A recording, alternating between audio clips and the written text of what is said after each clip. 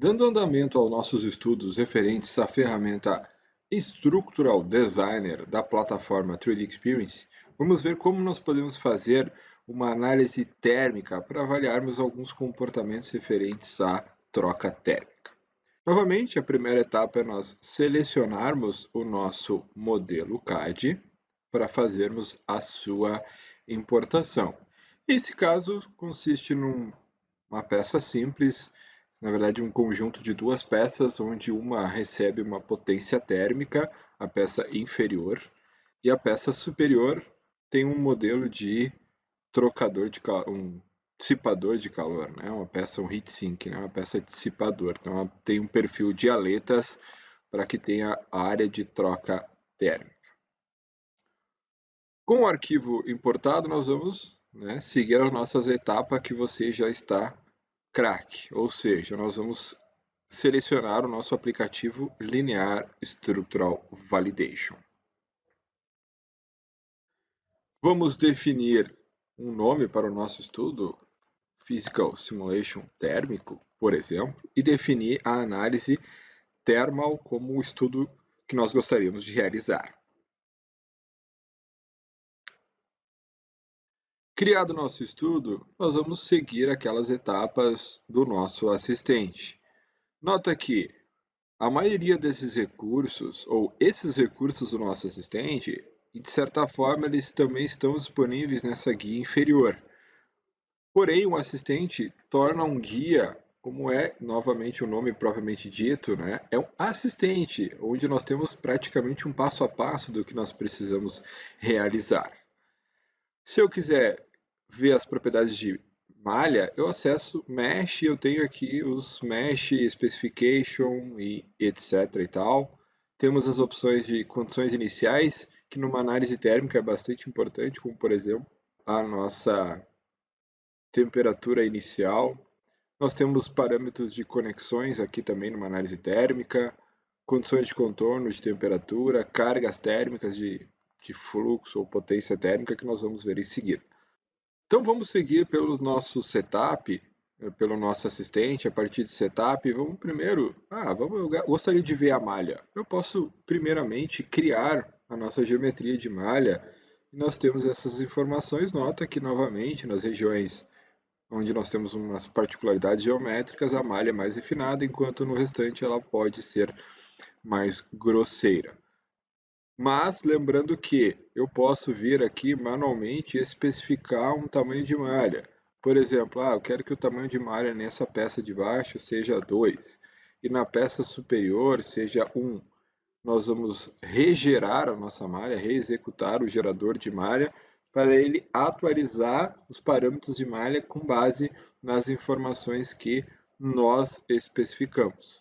Ou seja, o software sugere uma condição geométrica adequada em um primeiro momento, em uma primeira vista, de acordo com o tamanho geométrico. Porém, a malha é sempre uma informação que o usuário deve confirmar o seu tamanho adequado. Existem diversas métricas de literatura para isso. Nesse caso, eu estou utilizando aqui o recurso para variar esse tamanho geométrico. Então, nós variamos o tamanho de malha e notem que ela ficou diferente, mais densa do que a nossa malha anterior.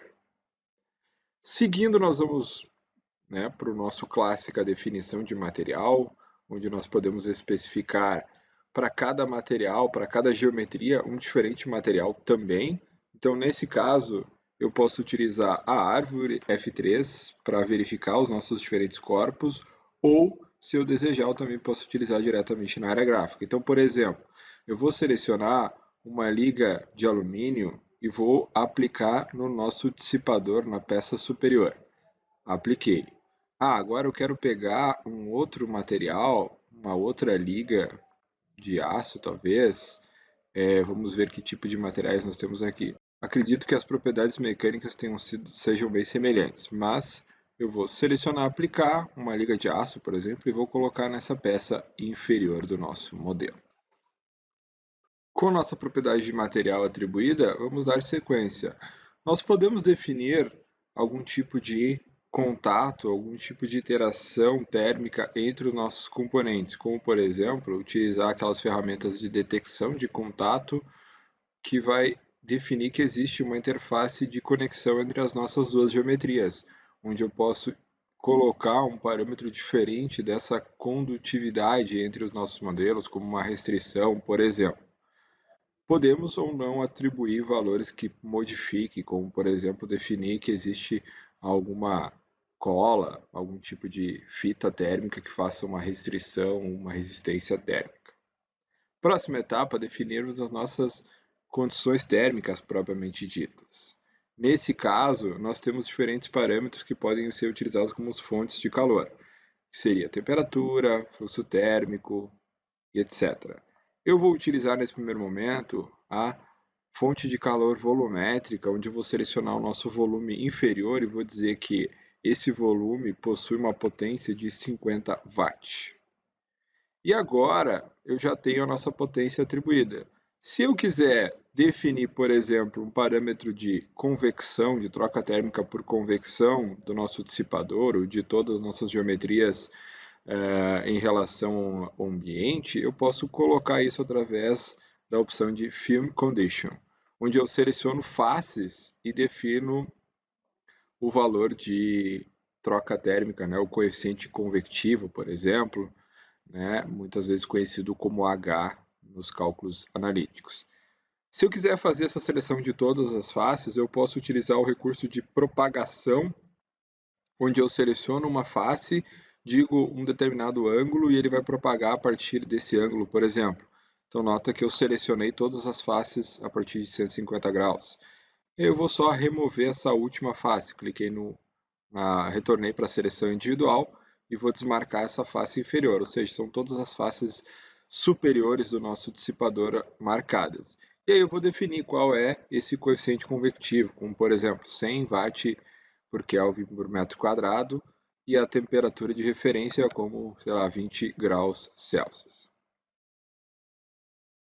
Definidas essas propriedades do estudo, eu posso executar a simulação conforme nós já estamos acostumados. Eu seleciono envio para simulação, defino se eu quero executar localmente ou em cloud e pressiono OK para iniciar.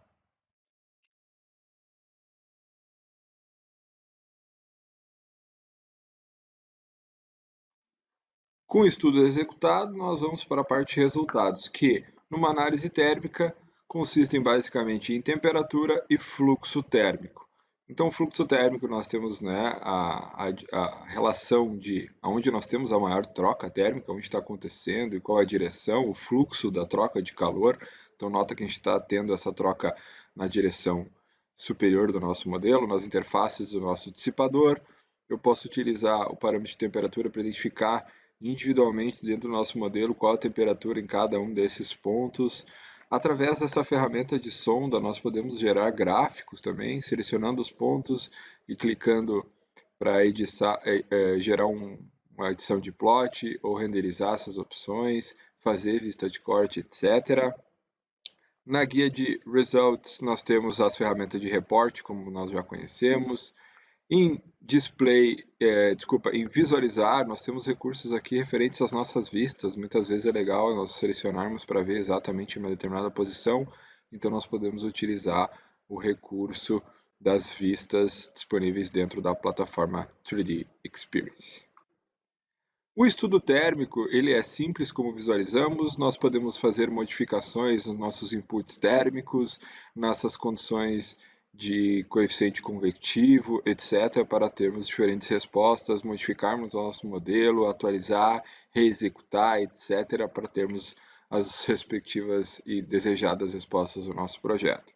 O estudo térmico é simples, é fácil, basta seguirmos o nosso setup para termos a definição dessas interações. Ok? Obrigado pela atenção e vamos continuar aprendendo um pouco mais sobre o Structural Designer. Até mais!